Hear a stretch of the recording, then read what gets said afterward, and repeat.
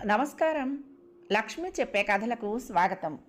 వీణులతో వీక్షించటానికి సిద్ధం కండి. ప్రియ సఖులు, ఇప్పుడు మనం ప్రముఖ రచయిత శ్రీ ఎంబీఎస్ ప్రసాద్ గారు రచించిన ఆమూల సౌధంలో అనే ఓ థ్రిల్లింగ్ కథను విందామండి. ఈ కథ 2005 సంవత్సరంలో ప్రచురింపబడిన 38 క్యాలిబర్ అనే థ్రిల్లింగ్ కథల పుస్తకం నుండి తీసుకోబడింది. అంతకు మునుపు ఆంధ్రప్రభ వారపత్రికలో ధారావాహికంగా ప్రచురించబడ్డాయి ఈ కథలు. ఇప్పుడు కథ మొదలు పెట్టేస్తున్నానండి. ఆ సాయంత్రం నుండి ప్రతాప్ తన పోలీసు ఉద్యోగాన్ని 500 సార్లు తిట్టుకున్నాడు. తప్పులు చేసేది దుర్మార్గులు, శిక్షలు పోలీసు వాళ్ళకి. శిక్షలంటే కోర్టు వారు వేసేవే శిక్షలు కావు. ఈ మునిమాప చీకట్లో దారి కనపడని దిక్కుతోచని కొండదారుల్లో, ఏ నరప్రాణి కానరాని ఈ కోణంలో ఈ చలిలో పడి తిరగవలసి రావటం శిక్ష కాదా ఏం? అక్కడికి తను చెప్పాడు, కొండదేవరపాలెం పోలీస్ అవుట్ స్టేషన్కి చెప్తాను, వాళ్ళు ఏ అట్టహాసం లేకుండా రైలు స్టేషన్కి వచ్చి తీసుకువెళ్తారు అని. అలా కుదరదుట, ఎవ్వరికి తెలియకుండా వెళ్ళాలిట. రత్తయ్య పట్టుబడ్డాకనే అక్కడ పోలీస్ స్టేషన్లో చెప్పాలిట. రైలు స్టేషన్ నుంచి జస్ట్ వాకింగ్ డిస్టెన్స్ అన్నాడు ఎస్పీ కాళ్ళు ఊపుకుంటూ. వాకింగ్ అంటే ఎంత? రోజుల తరబడి వాకింగా? రైలు స్టేషన్ పేరు చూస్తే కొండదేవరపాలెం రోడ్డు, కానీ ఆ రోడ్డు ఎంతకు తరగదు. ఎన్ని మలుపులు తిరిగిందో లెక్కే లేదు. అడుగుదామంటే మనిషి కనపడడు. తను వస్తున్నట్లు రత్తయ్యకు ఉప్పందిందంటే అంతే సంగతులు. జైల్లోంచి పారిపోయి వచ్చినవాడు, ఆంధ్ర జాక్ ద రిప్పర్గా పేరుకెక్కినవాడు. అవును మరి, 32 ఆడవాళ్లను క్రూరంగా అనుభవించి ఆ తర్వాత భీకరంగా నరికేశానని బోనెక్కి స్వయంగా చెప్పుకున్నాడు. ఉరి తీయబోయే ముందు ప్రాణం మీద తీపి కొద్దీ పారిపోయాడు.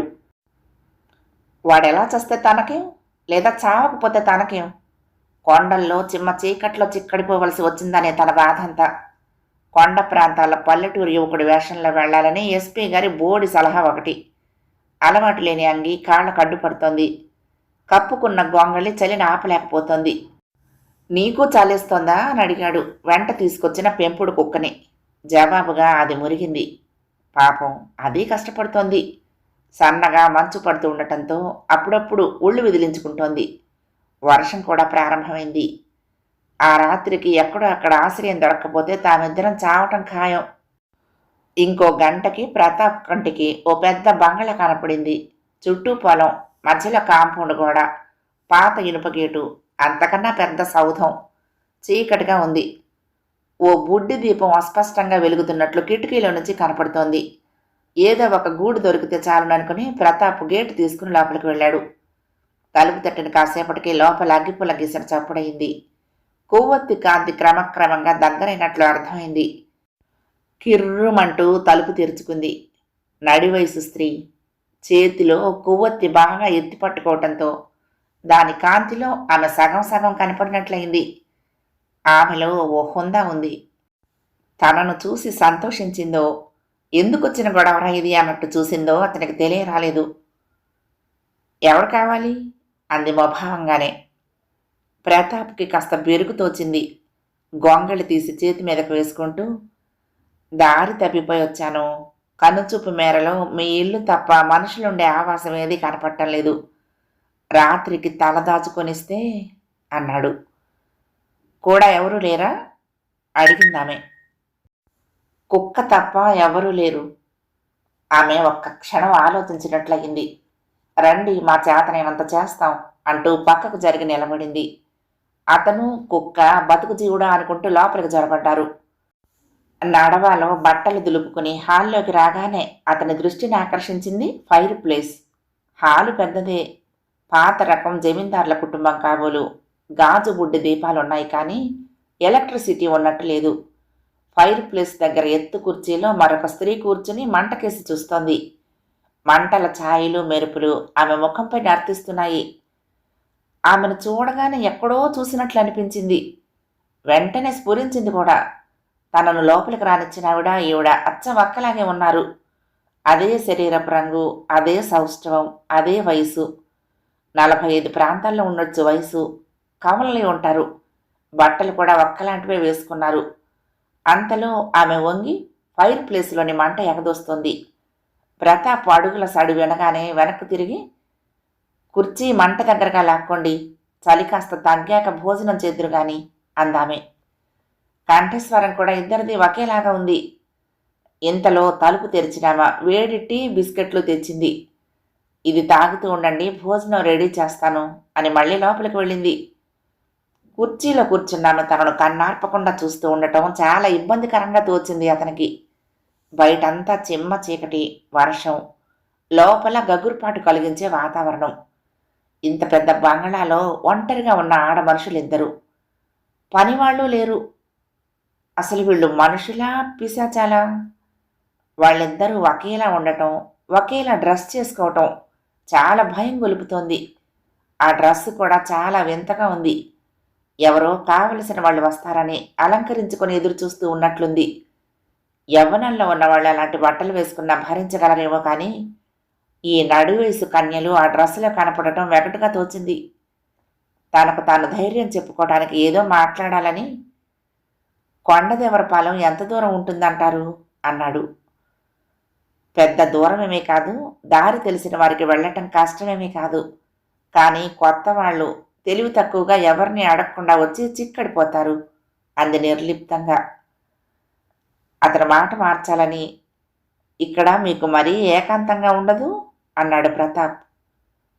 మేమిక్కడే పుట్టాము, మా కమలకి నాకు కూడా ఎక్కడికి వెళ్ళాలనిపించదు అందామే.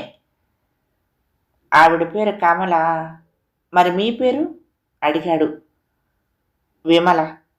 ఇదిగో మీ భోజనం రెడీ అయినట్టుంది, కానియండి అందామే కమల కంచం తెస్తూ ఉండటంతో. మీ భోజనం అన్నాడు. మాదైపోయింది, మీరు భోజనం చెయ్యండి అంది. భోజనం కమ్మగా ఉంది. కానీ అన్నం తింటున్నంతసేపు ఆ అక్క చెల్లెళ్ళిద్దరూ ఉలుకు పలుకు లేకుండా తనకేసే చూస్తూ ఉండటం అదోలా తోచింది అతనికి. ఇద్దరూ చెరో కుర్చీలో సరిగ్గా ఒకేలా కూర్చున్నారు. భోజనం కాగానే కమల తన వైపుకు కుర్చీ జరుపుకోగానే విమల కూడా జరుపుకుంది. చాలా ఇబ్బందికరంగా ఫీల్ అయ్యాడు ప్రతాప్. మీ పేరు అడిగింది కమల చాలా ఆసక్తిగా. ప్రతాప్ చెప్పాడు. కమల కొంటిగా నవ్వింది. ఎందుకో అర్థం కాలేదు ప్రతాప్కు. తను ఏదో ప్రశ్నలు అడిగితే వాళ్ళ ప్రశ్నలు తప్పించుకోవచ్చు అనిపించింది. ఈ లంకంత ఇంట్లో మీ ఇద్దరే ఉంటారా? నౌకర్లు చాకర్లు కనపడటం లేదు అన్నాడు. నౌకర్లు ఎందుకు? మాకు పాడుంది, పెరడుంది, పాలు పెరుగు కూరగాయలు దేనికి లోటు లేదు. నెల్లాళ్ళకోసారి సంతకెళ్తే తక్కినవన్నీ దొరుకుతాయి. మా పనులు మేమే చేసుకోగల దారుఢ్యం ఉంది. ఇంకెందుకు పనివాళ్ళు? ఇలాగే కొంతసేపు సంభాషణ సాగింది. ప్రతాప్ పోలీసు బుద్ధికి కొన్ని విషయాలు అర్థమయ్యాయి. పెద్ద హాలు, పెచ్చులూడిపోయినా గంభీరంగా ఉన్న గోడలు, ఇవన్నీ చూస్తే ఒకప్పుడు అది బాగా బతికిన వారి కుటుంబమే అనిపిస్తోంది. ఇంటి సభ్యులందరూ ఒక్కొక్కరిగా మరణించి ఉంటారు. కానీ ఇద్దరు అక్క చెల్లెళ్ళు మిగిలిపోయారు. అందగత్తెలే. చిత్రం ఏమిటంటే ఇద్దరూ తనతో మాట్లాడుతున్నా ఒకరితో ఒకరు మాత్రం మాట్లాడుకోవటం లేదు. కమల మాట్లాడుతున్నప్పుడు ఏదో నర్మంగా మాట్లాడుతున్నట్లుంది. భోజనం పెట్టి పుణ్యం కట్టుకున్నారు. ఏమీ అనుకోకపోతే ఇక్కడెక్కడైనా సోఫాలోనో బెంచి మీద నడుం వాలుస్తాను, తెల్లవారుగానే వెళ్ళిపోతాను అన్నాడు ప్రతాప్ అభ్యర్థిస్తూ. బెంచి ఏం కర్మ, పైన పడగది ఉందిగా, అక్కడే పడుకోండి అంది కమల చటుక్కున. కాసేపటికి ప్రతాప్ పక్క మీద దొర్లుతున్నాడు. ఏమిటో అంత మిస్టీరియస్గా ఉంది. పక్క శుభ్రంగా వేసింది. ఎవరో వస్తారని ముందే తెలిసినట్లు. చుట్టూ చీకటి, బుడ్డి దీపాలు, బయట వానహోరు. అతనికి సడన్గా దెయ్యాల కథలు గుర్తొచ్చాయి. ఆ కథల్లో ఇలాగే ఒంటరి మేడలో ఆగంతకుడికి ఓ రాత్రి ఆతిథ్యం లభిస్తుంది. విందు పొందు దొరుకుతుంది. పొద్దున్నే లేచి చూస్తే శ్మశానంలో పడుకుని ఉంటాడు. దారిని పోయే రైతును అడిగితే ఆ చోట్లో 100 ఏళ్ల క్రితం ఇద్దరు అమ్మాయిలు మోసగించబడి ఆత్మహత్య చేసుకున్నారని చెప్తాడు. రేపొద్దున తనకి అలాగే జరుగుతుందేమో. కానీ ఆ కథల్లో కన్యపిల్లలుంటారు, ఇలా వృద్ధ కన్యలుండరు. అందుచేత వీళ్ళు దెయ్యాలు కారు అనుకుని తన లాజిక్కు తనకే నవ్వొచ్చింది ప్రతాప్కి. వర్షం కిటికీ తలుపు మీద దరువు వేస్తూ ఉండగా క్రమంగా నిద్రపట్టింది. ఎంత రాత్రి అయిందో కానీ కుక్కపిల్ల సన్నగా గుర్రుమనటంతో మెలకు వచ్చింది. చూస్తే ఎదురుగా కమల చేతిలో చొరకత్తితో పొడవబోతోంది.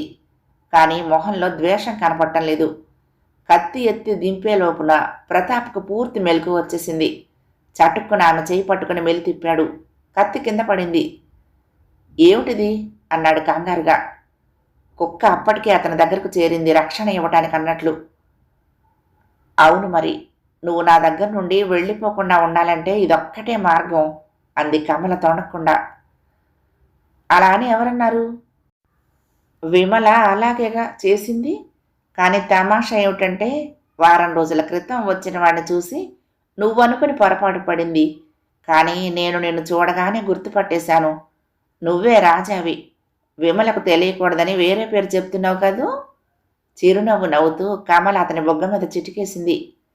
ప్రతాప్కు వెన్నులో చలి పుట్టింది. నా పేరు రాజా కాదు, ప్రతాప్ అన్నాడు వణుకుతున్న గొంతుతోనే. కమల అతని పక్కన చేరింది, గడ్డం పట్టుకుంది. నాకు తెలుసు, నువ్వు మా ఇద్దరి మీద అలిగావు. అలిగి ఊరు విడిచి వెళ్ళిపోయావు. పొరపాటు మాదే. మేమిద్దరం కలిసి నిన్ను తికమక పెట్టి ఆటలాడించాము. కవలలం అని నీకు తెలియదుగా. మేమిద్దరం ఒక్కళ్ళమే అనుకున్నావు, ప్రేమలో పడ్డావు. తర్వాత మేము వేరే వేరే అని తెలిసేటప్పటికీ నీకు కోపం వచ్చింది అంది. నాకు ఇదేమీ అర్థం కావటం లేదు అన్నాడు ప్రతాప్. అప్పుడు ఇలాగే అన్నావు. మీ ఇద్దరూ కలిసి నాతో నటించారు, తమాషా పట్టించారు. నేను నిజంగా ప్రేమించింది ఎవరినో, నన్ను ప్రేమించింది ఎవరో తెలియదు, అసలు ప్రేమించారో లేదో కూడా తెలియదు అంటూ కోపంగా ఊరు విడిచి వెళ్ళిపోయావు. కానీ నిన్ను నిజంగా ప్రేమించింది నేనే. విమలదంతా నటన. అసలు మా పోలిక ఆసరా తీసుకుని నిన్ను ఏడిపించాలన్న ఐడియా దానిదే. నాది స్వచ్ఛమైన ప్రేమ కాబట్టే నిన్ను చూడగానే గుర్తుపట్టగలిగాను. దారి తప్పిపోయిన వాడిలా నటిస్తూ వచ్చావు. ఎవరు నిన్ను గుర్తుపడతారో చూద్దామనేగా. నిజమైన ప్రేమికురాలనే కాబట్టి నేనే గుర్తుపట్టాను అంది. నేను రాజానైతే నీకంటే ఇంకా పెద్దవాడిగా ఉండాలిగా అంటూ ప్రతాప్ ఆమె మాట కడ్డొచ్చాడు. అవును, నాకంటే పెద్దవాడివిగా. నాకు 24, నీకు 25. నువ్వు అలిగి వెళ్ళిపోయాక ఏ రోజైనా నా ప్రేమ గురించి తిరిగి వస్తావని తెలిసే ప్రతిరోజు భోజనం రెడీగా పెడుతున్నాను, పక్క సిద్ధం చేసి పెడుతున్నాను అంది. తనతో మాట్లాడుతున్న వ్యక్తి ఉన్మాది అని ప్రతాప్కు తెలిసింది. తెలియగానే భయం వేసింది. విమల కూడా పక్క రెడీ చేసిందేమో, వెళ్ళి చూడనా అన్నాడు ఆ గదిలో నుంచి ఎలాగైనా బయటపడటానికి కారణం వెతుకుతూ. దాని మోహం మొన్న వచ్చిన వాడిని నువ్వు అనుకుని తన దగ్గరే ఉంచేసుకుంది. దాని ప్రేమ నిజమైనది అయితే నిన్నెందుకు గుర్తుపట్టలేదు చెప్పు అందామే. పోనీ నువ్వు చెప్పలేకపోయావా? నేనెలా చెప్తాను, మాకు మాటలు పోయాయిగా. నువ్వు వెళ్ళిపోయాక మా ఇద్దరి మధ్య పెద్ద గొడవ అయింది. నిన్ను ఆటలు పట్టించాలన్న ఐడియా నీదంటే నీదేనని కొట్లాడుకున్నాము.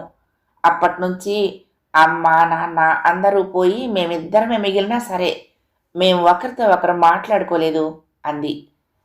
ప్రతాప్ గుండె జారిపోయింది. ఇది ఖచ్చితంగా పిచ్చి వ్యవహారమే. దీంట్లో నుంచి బయటపడటం ఎలా అని ఆలోచిస్తున్నంతలో కమల పరుపు మీద నుండి చాకు దొరకబుచ్చుకొని చటుక్కున ఎత్తి పొడవబోయింది. ప్రతాప్ కుక్క ఎగిరి ఆమె మణికట్టును పట్టుకుంది. కమల చాకు వదలలేదు. అందుకే మళ్ళీ నువ్వు వెళ్ళిపోకుండా ఉండాలంటే ఒకటే మార్గం. నువ్వు ఇలాగే ఉండిపోవాలి. నేను నిన్ను వదులుకోలేను అంటూ ఆమె కత్తి తన పిడికిల్లో నుంచి జారిపోకుండా ప్రతాప్ గుండెల మీదకు తెస్తోంది. ప్రతాప్కు ఒక్కటే దారి తోచింది. కమలా, నేనే రాజానని నువ్వు కనిపెట్టినందుకు ఎంత సంతోషంగా ఉందో తెలుసా అన్నాడు గొంతులో మాధుర్యం నింపుకుని.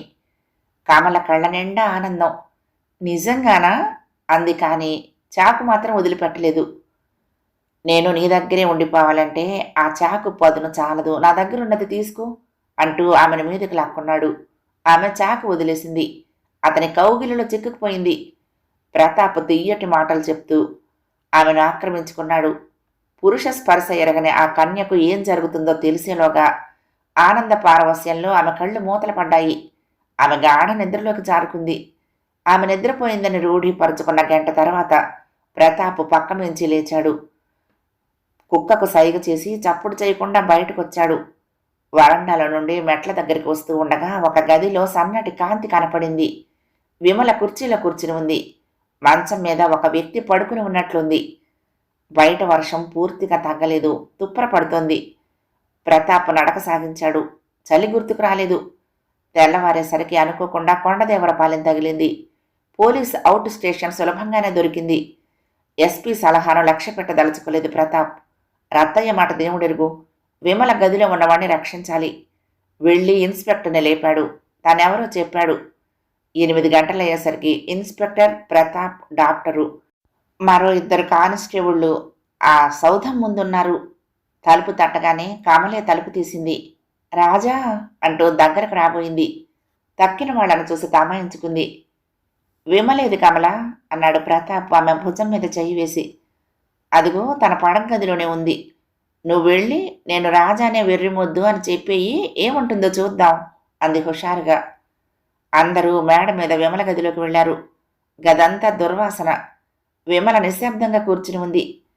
వీళ్ళని చూసి షూ డిస్టర్బ్ చేయకండి, రాజా నిద్రపోతున్నాడు అంది. మంచం మీద ఒక శవం పడుంది. గుండెల్లో వాకు. డాక్టర్ చూస్తూనే మరణించి 4-5 రోజులై ఉంటుంది.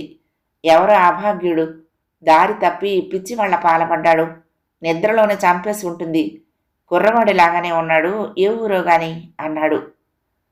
కానిస్టేబుల్, జీపులో తప్పిపోయిన వాళ్ళ గురించి రిపోర్ట్ ఉన్న ఫైల్ ఉంటుంది, వెళ్ళి తీసుకురా అన్నాడు ఇన్స్పెక్టర్.